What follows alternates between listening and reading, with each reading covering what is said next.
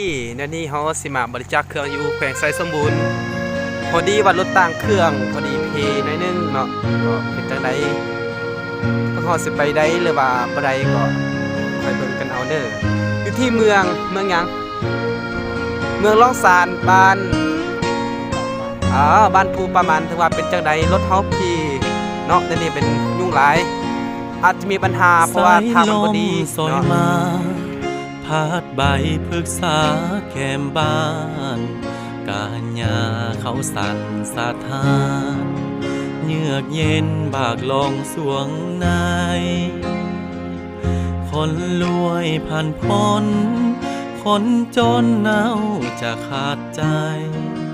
สู้สนฝืนทนอยู่ไปอาศัยผ้าพรพื้นน้อยขาดเคินเงินทองขาดแค้นเสื้อพื้นหมอนใบเพื่อนเทมีเพียงกองไฟให้อุ่นไอแทนผ้าพรบ้านอยู่แสนไกลแล้วไผเล่าจะอาวรหากเฮาบ่สวยพันพรพวกเขาจะอยู่อย่างใด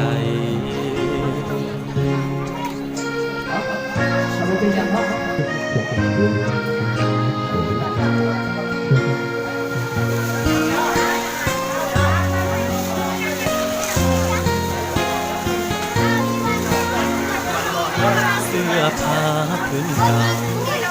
ที่เจ้าบ่ได้สวมใส่ของเก่าที่เจ้าลืมไล่ผู้อยากให้เขายังต้องการคอยเศษน้ำใจให้เจ้ามาหยิบยืนทางสวยกันสายลมพัดผ่านสวยคนจนผ่านนา